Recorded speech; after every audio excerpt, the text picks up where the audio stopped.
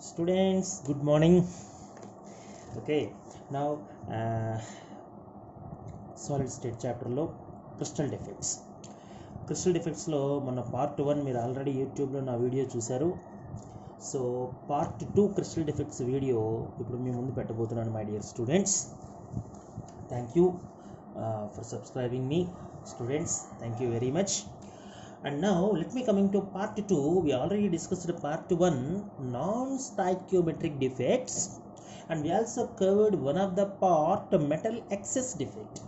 But students, non-stoichiometric defect was second part metal deficiency defect. So either metal excess or metal deficiency, whatever it may be, first of all it is a non-stoichiometric defect because the ratio of number of cations and anions are not exactly in the ideal chemical formula. So here metal deficiency defect arises whenever metal ions are missing from lattice positions. Students, clearly look at that. This is arises whenever metal ions are missing from lattice position. Some metal ions are missing here, and that's why the defect becomes deficiency.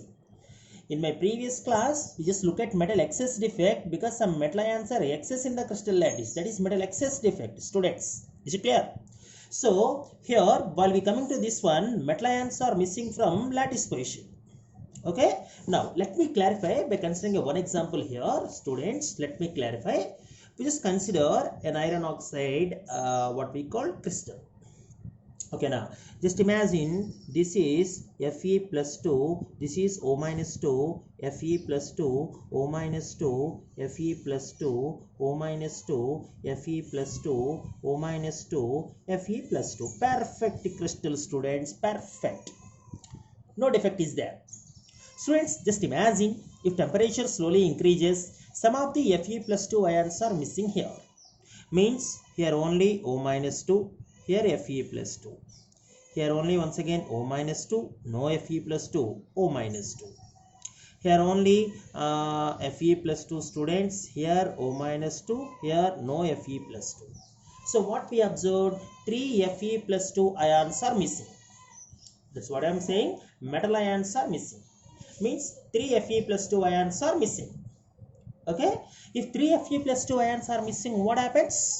6 positive charge units are missing. Yes or no? Because each Fe plus 2 ion carry 2 positive units.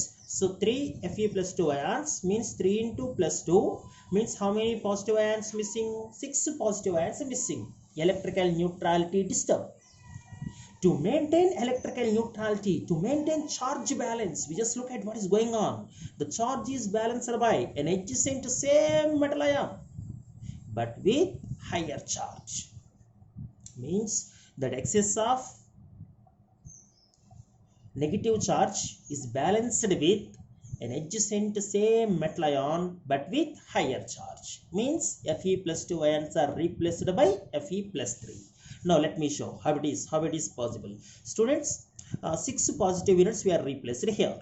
Okay, we just replace, students, we just replace here 1 Fe plus 3. Okay, we just replace here another Fe plus 3. That's enough. 3 plus 3, 6. Total positive charge are balanced. Negative charges are positive charges are equal.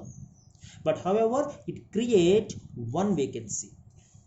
What vacancies are? This is metal vacancy, metal ion vacancy. Means the number of metal ions are less in number compared to number of negative ions. Okay, so that's why this defect what we call simply metal deficiency defect. You know, because some of the metal ions are missing. However, charge is balanced by an adjacent same metal ion but with higher charge.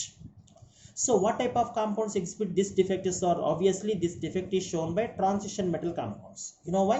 Because only transition metal compounds exhibit variable oxidation states. It is possible for iron if and only if iron exhibit both plus 2 and plus 3 oxidation states. That's the matter. Means any metal which is ready to exhibit more than one oxidation state, then only such compounds exhibit metal deficiency defect, more than one oxidation state. So more than one oxidation state is possible by only transition metals, and that's why transition metal compounds exhibit metal deficiency defect. Students, okay? Now let me coming to some objective problems belongs to this concept, metal deficiency defect. Students, most important problem in IIT and NEET point of view. నేను మీకు చూపిస్తున్నాను చూడండి, IIT and NEET point of view ఈ problem చాలా సందర్భాల్లో మనకు కనబడింది. This problem NCERT particularly NEET point of view ఇప్పుడు ఆ ప్రాబ్లమే రాశాను ఇక్కడ నేను. ఓకేనా, సాల్వ్ చేద్దాం ఇప్పుడు ఈ ప్రాబ్లమ్ని. వాడు ఏమడుగుతున్నాడు ప్రాబ్లం ఒకసారి మనం క్లియర్గా ఐడెంటిఫై చేద్దాం. వాడు ఏమంటాడంటే స్టూడెంట్స్ ఇక్కడ an analysis shows that nickel oxide has formula nickel 0.98 oxygen. What fraction of nickel exists in Ni+2 and Ni+3 ions అంటాడు. అంటే Ni+2 ions Ni+3 ions రెండు ఉన్నాయి ఈ ఆక్సైడ్లో. Ni+2 ions ఎన్ని, Ni+3 ions ఎన్ని, ఇది క్వశ్చన్ అనమాట. ఇప్పుడు మనకి స్టూడెంట్స్ ఎలా ఆన్సర్ చేయాలి సార్ దీన్ని, చాలా జాగ్రత్తగా గమనించండి స్టూడెంట్స్. సింపుల్ మెథడ్ చెప్తాను ఇప్పుడు మీకు నేను. ఎగ్జామినేషన్లో మోస్ట్ ఇంపార్టెంట్ ఇది. నికెల్ 0.98 ఆక్సిజన్ అన్నాడు వాడు. గమనించావా, ఆక్సిజన్ 1 అనమాట. ఓకేనా, అంటే ఒక మోల్ ఆక్సిజన్కి 0.98 మోల్స్ నికెల్ ఉంది, అంతే కదా, అవునా? మనం ఏమనుకుందాం ప్రాబ్లంలో, నా దగ్గర ఒక 100 నెంబర్ ఆఫ్ O-2 అయాన్స్ ఉన్నాయి అనుకుందాం, ఒక 100 నెంబర్. మరి అప్పుడు నికెల్ ఎన్ని ఉండాలి, 98 ఉండాలి. ఏమై రైట్ ఆర్ రాంగ్, అంతేనా? చూడు, ఎందుకంటే ఒకటికి 0.98 కదరా, మరి 100కి ఎంత, 98 కదా అనుకుందాం, జస్ట్ ఇమాజిన్. ఓకేనా, ఈ 98లో I'm sorry not nickel, what we called nickel atoms only. ఓకేనా, నికెల్ యాటమ్స్ ఉన్నాయనుకుందాం, ఎందుకంటే Ni+2లు Ni+3లు మనకి తెలియదు కదా. నేనేమంటానంటే ఇందులో number of students, number of Ni+2 ions ఒక X ఉన్నాయనుకుంటా. అదే రకంగా నెంబర్ ఆఫ్ Ni+3 అయాన్స్ వచ్చి ఒక Y ఉన్నాయనుకుంటా. స్టూడెంట్స్ చాలా జాగ్రత్తగా గమనించాలి ఈ ప్రాబ్లంలో, సరేనా? ఇప్పుడు ఇందులో మరి X+Y రెండు కలిసి ఎంత సార్? అరే X+Y రెండు కలిసి ఎంత ఉండాలి, 98 ఉండాలి. టోటల్ నికెల్ ఐటమ్స్ 98 కదా మరి, అవునా? ఓకేనా, ఛార్జ్ బ్యాలెన్స్ అవ్వాలా సార్? ఆబ్వియస్లీ ఛార్జ్ బ్యాలెన్స్ అవ్వాలి. ఓకే సార్, 100 కదా O-2 అయాన్స్, అవును సార్ 100. మరి నెగిటివ్ ఛార్జ్ మొత్తం ఎంత సార్? అరే 100 × -2. ఓకేనా, 100 × -2 అంటే నెగిటివ్ ఛార్జ్ ఎంతనా, 200. మరి ఇది పాజిటివ్ ఛార్జ్కి ఈక్వల్ అవ్వాలా? ఆబ్వియస్లీ పాజిటివ్ ఛార్జ్కి ఈక్వల్ అవ్వాలి.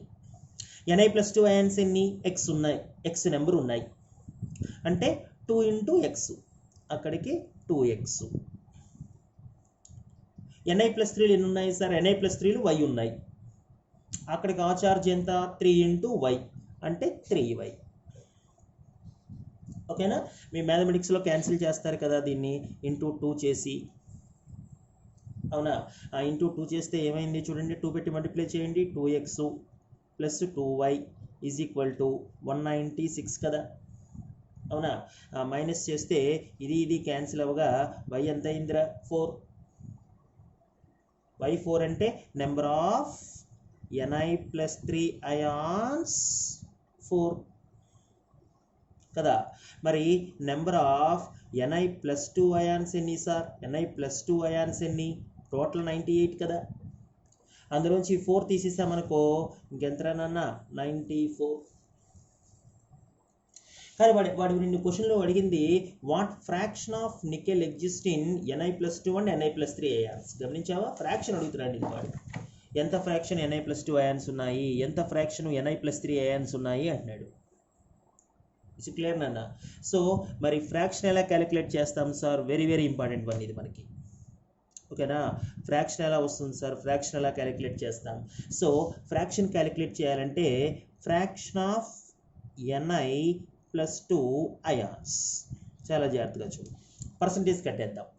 ఓకేనా, అసలు Ni+2 అయాన్స్ ఎన్ని? 94 బై టోటల్ అయాన్స్ ఎన్ని, అసలు టోటల్ నికెల్స్ ఎన్ని? 98, అంటే 98 ఇంటూ ఎంతనన్నా 100. స్టూడెంట్స్ ఓకేనా? మరి percentage of students percentage of ni+3 ions ఎన్ని అవుతాయి sir? Very very interesting one. ni+3 ions ఎన్ని రాసులు? 4. ఓకే, 4 బై టోటల్ ఎన్ని సార్? టోటల్ ఇది కూడా 98 కదా నికెల్స్, అంటే 98 ఇంటూ మళ్ళీ పర్సంటేజ్ ఎంతనన్నా 100. సుమారుగా క్యాలిక్యులేషన్స్ చేస్తారా? ni+2 ions ఏమో ఒక 96% వస్తాయి ఈ క్యాలిక్యులేషన్ చేస్తే. 94/98 100 చేస్తే. అరే ni+3 ions క్యాలిక్యులేషన్స్ చేస్తే ఒక 4% వస్తాయి. ఓకేనా? So this is most important problem. Students మీకోసం మరో ప్రాబ్లం రెడీగా ఉంది ఇక్కడ. గమనించారా? మరో problem, same problem. Fraction of Fe+2 and Fe+3 ions present in iron 0.95 O. ఇప్పుడు ఇక్కడ కూడా ఏం చేద్దాం? ఇందాకట్లాగా ఒక 100 ఏమో O-2 ions ఉన్నాయి అనుకుందాం. ఓకేనా? 100 O-2 ionsకి ఐరన్ యాటమ్స్ ఎన్ని? 95 కదా, అవునా? అంటే 95 ఏమో ఐరన్ యాటమ్స్ ఉన్నాయి అనుకుందాం. ఈ 95 ఐరన్ యాటమ్స్లో నెంబర్ ఆఫ్ Fe+2 అయాన్స్ని స్టూడెంట్స్ X అనుకుందాం, number of Fe+3 ions Y అవుతాయి. అంతేనా? అంటే X+Y రెండు కలిసి ఎంత ఉండాలి ఇప్పుడు? 95 ఉండాలి. సో X+Y రెండు కలిసి 95. చార్జ్ బ్యాలెన్స్ చేసే ప్రయత్నంలో 100 O-2 అయాన్స్ ఉన్నాయి కాబట్టి 100 × 2 200 అవుతుంది. పాజిటివ్ ఛార్జ్ ఎంత సార్? 2 × X మళ్ళీ 2X, 3 × Y మళ్ళీ 3Y. అరే పై ఈక్వేషన్ని 2 పెట్టి మల్టిప్లై చేస్తావు అంటే 2X + 2Y = 190. తీసేస్తే ఎంత సార్? తీసేస్తే Y10. Y10 అంటే X ఎంత సార్? 95లోంచి 10 పోతుంది. 95 - 10. 95 - 10 టోటల్ 95 కదా, అందులో 10. 95 - 10 ఎంత? 85 కదా. మరి పర్సంటేజ్ ఆఫ్ Fe+2 అయాన్స్ ఎన్ని అన్న క్వశ్చన్ వస్తే, పర్సంటేజ్ ఆఫ్ Fe+2 అయాన్స్ ఎన్ని అన్న క్వశ్చన్ వస్తే Fe+2 ఎన్ని? X కదా, 85 బై టోటల్ ఎంత? 95 × 100. మరి పర్సంటేజ్ ఆఫ్ Fe+3 అయాన్స్ ఎన్ని సార్ అన్నాడు అనుకో, 10 కదా, 10/95 × 100. క్యాలిక్యులేషన్స్ చేయండి students. Now after the completion of metal deficiency defect, we are coming to the most important third defect, impurity defect. What is impurity defect, sir? Impurity defect arises when some foreign substances enters into crystal lattice. Some foreign substances, outside substances. Okay now, so this is found, these defects are found in ionic solids when some impurities are added to them. కొన్ని ఇంప్యూరిటీస్ని కనుక మనం ionic సాలిడ్స్కి add చేస్తే, and the addition of impurities, the process what we call actually doping, the addition of impurities to ionic solids create some defects in that particular solid. Now let me explain how it is possible. We consider the best example, addition of strontium chloride to NaCl. Okay students, just imagine, I'm just draw a perfect NaCl solid. Na plus Cl minus Na plus Cl minus Na plus Cl minus once again Na plus Cl minus Na plus. Perfect solid. Just imagine some of the Na plus ions are missing. Some of the Na plus ions are missing. So this is Cl minus, this is Na plus, this is Cl minus, Na plus, Cl minus, this is Na plus, this is Cl minus, this is Na plus. Just imagine 2 Na plus ions are missing. 2 Na plus ions are missing. Means 2 positive charge units are missing. Okay, so now what is going on here? Some of Na plus ions are occupied by Sr+2 ions. Miss అయినవన్నీ 2 Na plus ions, అంటే 2 positive ఛార్జ్లు పోయాయి. ఓకేనా? To balance 2 positive charge units 1 Sr+2 ion is enough. 1 Sr+2 ion is enough. Because Sr+2 charge 2 కదా, అంటే 2 Na plus ions charge balance చేయడానికి ఒక Sr+2 చాలు. Charge is balanced. Charge is balanced, but we found a vacancy in which position? Cation position. ఎందుకంటే ఇది ఖాళీ కదా, empty, vacancy. So that's why whenever some foreign substances are entered into crystal lattice, we found cation vacancies. And these cation vacancies we just treated as the defect which is found in that ionic solid. And this happens by addition of some foreign substances to the given ionic solid. Is it clear? So the addition of 1 Sr plus 2 ion create one vacancy. Keep in mind. Is it clear, Nana? Very, very important one. Very, very important one. This is also we found whenever students, whenever we found addition of AgCl, okay, to cadmium chloride crystal. Because what happens, some of the what we call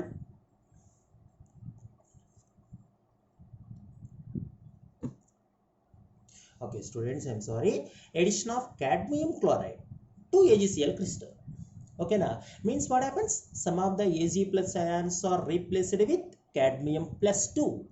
Okay, now charge is balanced, but we found some cation vacancies. Is it clear now? So this defect what we call simply impurity defect. Keep in mind. Now let us coming to some objective point of view in this particular impurity defects. Students, very, very important problem, students, most important problem. NaCl doped with 10 power minus 3 mole percentage of SrCl2. Then would you please calculate the concentration of cation vacancies in the crystal? This is the question, students. Very, very important, students, both IIT and NEET. Okay, now let me coming to answer. Sir, మనం ఎలా answer చేయాలి ఈ క్వశ్చన్ని? Now let us look into the answer. While we coming to this particular question, students, once again we just look at our previous topic, this one. Okay, so from this diagram what we observed, the addition of 1 Sr plus 2 ion create one cation vacancy. Are you got it, Nana? Okay, Sr plus 2 ion add అయ్యింది అంటే ఒక cation vacancy వస్తుంది. Keep in mind. Okay, so ఇప్పుడు ఈ ప్రాబ్లంలో వాడు ఏమంటాడంటే NaCl doped with 10 power minus 3 mole percentage of SrCl2 అంటాడు. మోల్ పర్సెంటేజ్ అంటే 100% మీన్స్ అంటే that is 100 moles of NaCl students doped with 10 power minus 3 moles of SrCl2 percentage కదా sir.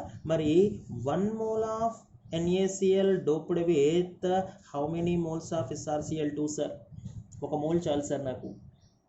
అంటే ఎంత అవుతుంది ఇప్పుడు 1/100 నాన్న, 1/100 కదా, ఇంటూ ఎంతరా 10 power minus 3 moles of SrCl2 నాన్న. అంటే మొత్తం ఎంతరా ఇది 10 power minus 5 moles of SrCl2 రా.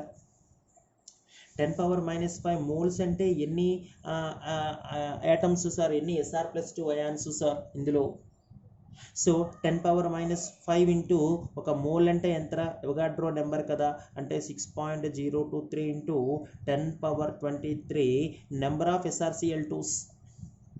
SrCl2స్లో మనం కన్సిడర్ చేసేది కేవలం Sr plus 2నే కాబట్టి సో మొత్తం డోపింగ్ జరిగింది ఎంతటితోట 10 power minus 5 into 6.023 into 10 power 23 number of Sr plus 2 అయాన్స్తో జరిగింది.